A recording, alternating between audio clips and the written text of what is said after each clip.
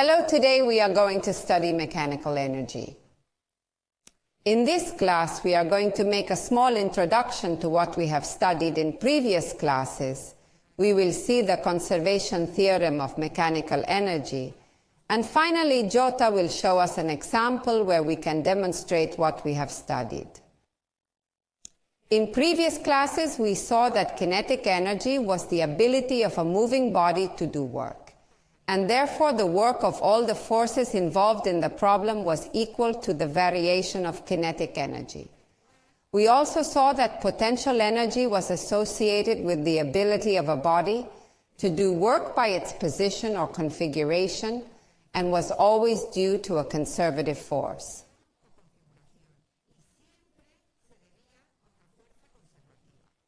The work done by conservative forces was equal to minus the variation of potential energy. The sum of kinetic energy plus potential energy is what we call mechanical energy, which, as we see, mechanical energy is the sum of kinetic energy plus potential energy. Well, as we have seen, the work of the conservative forces we studied in the previous class, but in a problem we can have that both conservative forces and non-conservative forces are acting. Let's see the example of the ball when it hits the basket. At the instant of impact, we have the weight force, which is a conservative force, and the normal reaction of the basket on the ball, which is a non-conservative force. Let's look at another familiar example, which is Jota pushing the box. The force that makes Jota, if it is constant, will be of conservative type, but the frictional force is a non-conservative force. Also acting is the weight, which is conservative, and the normal reaction, which is non-conservative.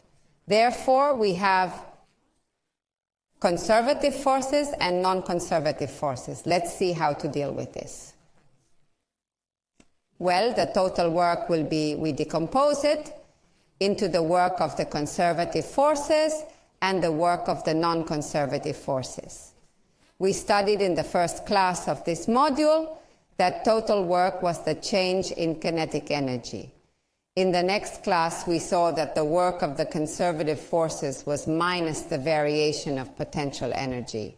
Taking into account the expression for kinetic energy and potential energy, we can express that increase as 1/2 of the mass times the velocity at point B squared minus 1/2 of the mass times the velocity at point A squared and minus the change in potential energy will be the potential energy at point A minus the potential energy at point B. The last term corresponds to the work due to non-conservative forces.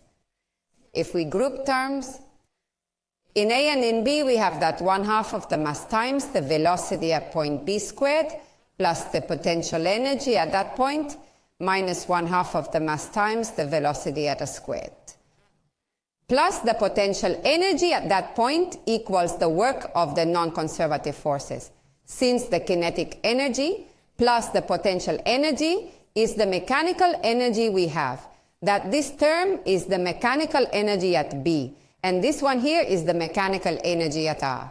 Therefore, we have that is the increment of mechanical energy, and we have obtained that the increment of mechanical energy is equal to the work of the non-conservative forces.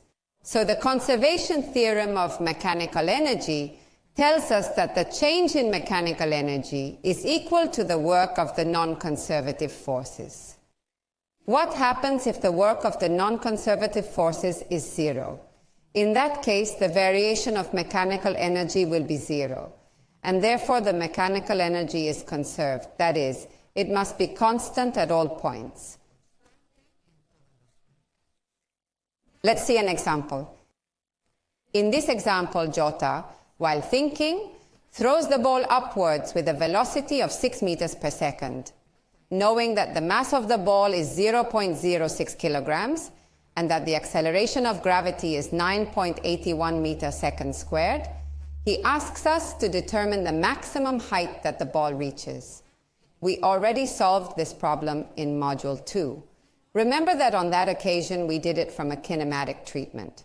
On this occasion, we are going to rely on the theorem of conservation of mechanical energy, and we are going to calculate that maximum height.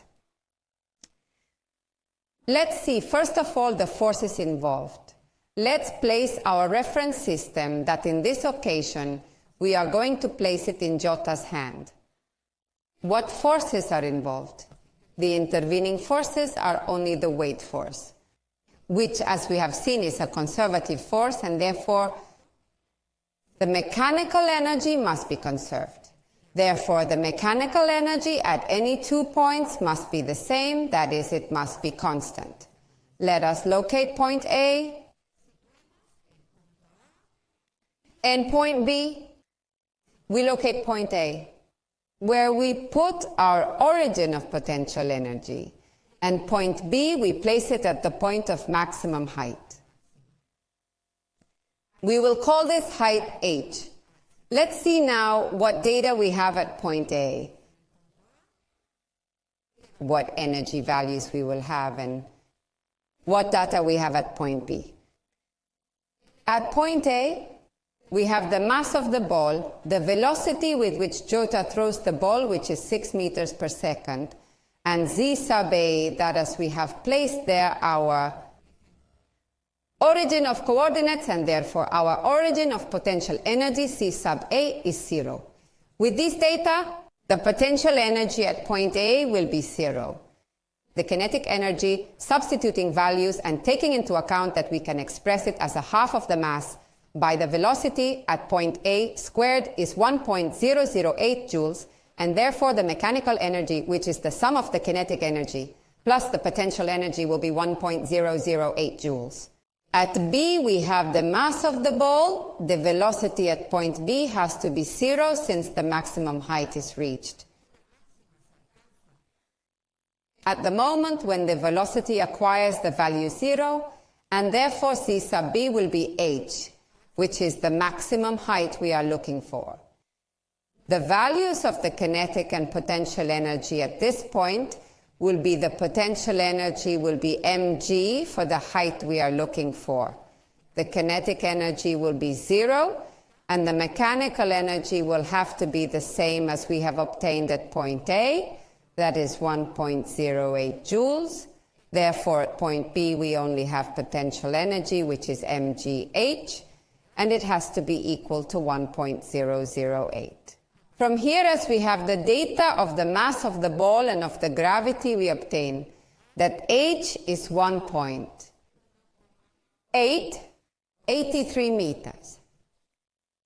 We have obtained the maximum height by a different treatment than we did in Module 2. Let's see what we have studied in this class. Amanda reminds us that we have seen the theorem of conservation of mechanical energy, which tells us that the change in mechanical energy is equal to the work of non-conservative forces. If the work of the non-conservative forces is 0, the mechanical energy remains constant. Remember that these energies are measured in joules. That's all. See you in the next class.